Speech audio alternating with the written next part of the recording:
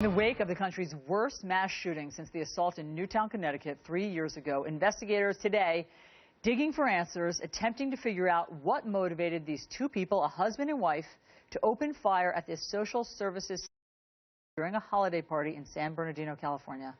Congressman Adam Schiff represents a district that is not far from San Bernardino. He is also the ranking member of the House Intelligence Committee. Congressman, thank you for joining us on New Day. What have you learned, if anything, in the past 12 hours about what was behind this mass shooting? I had a preliminary briefing from the FBI this morning and expect to be briefed in more detail later in the day as we learn more. At this point, we can't rule anything out. We don't know yet what the motivation of the shooters may have been. Certainly we're going to be devoting all of our investigative resources to determining exactly why they embarked on this horrendous attack. But at this point, I think it's too early to rule any possibility out.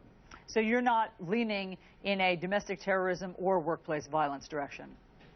It's, I think, certainly possible that you could have elements of all of the above or some combination of motivations.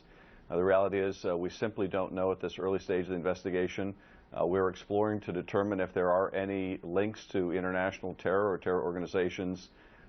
We have seen ISIS applaud the attack. They haven't taken credit for the attack, and that's quite a bit different. But we are exploring any possibility that it was related to international terror or whether it was workplace violence or you had some combination of motivations. Congressman, you're a member of the Congressional Gun Violence Prevention Task Force. You study mass shootings and gun violence. These guns were purchased legally. What would have made a difference here?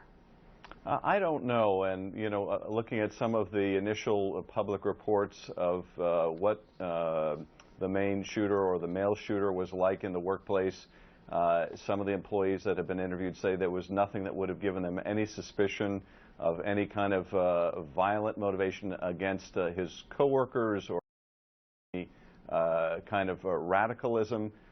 And so I don't know that this is a situation where people would have seen things that they could have or should have reported.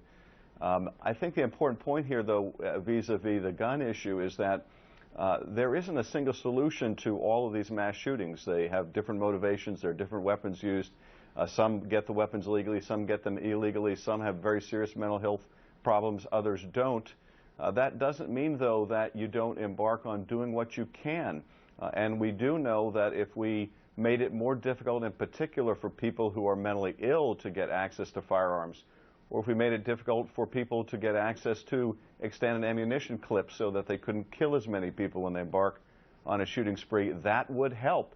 So there are things that we can do, even if in a particular case those measures might not have been sufficient. Congressman, how about if we made it more difficult for suspected terrorists and people on the no-fly terror watch list? But on Tuesday, your colleagues in Congress, for some reason, declined to even vote on this act that would have kept people who are on the terror watch list from buying a firearm in this country. How is that possible? It's a good question. It's a complete no-brainer. I can't imagine why anyone would oppose this except for the fact that the NRA is against this. They're a very powerful organization. And a lot of the members of Congress live in fear of the NRA's lobbying power. But how could the NRA even be against this? I mean, what's their logic? What's their argument? I don't understand it. And frankly, if you look at some of the very common sense gun measures that we've been talking about for years, like a ban on extended ammunition clips, these things, universal background checks, are supported by the majority of NRA members of their own membership. So I don't understand it. It doesn't make any sense. It's a terrible indictment, I think, of our political system, that something the country wants, that even in the case of this very powerful organization, their own members want, we simply can't get accomplished. And we cannot accept this. I was part of a moment of silence on the House floor just a couple days ago because of the Colorado Springs shooting. This has become a ritual in the House.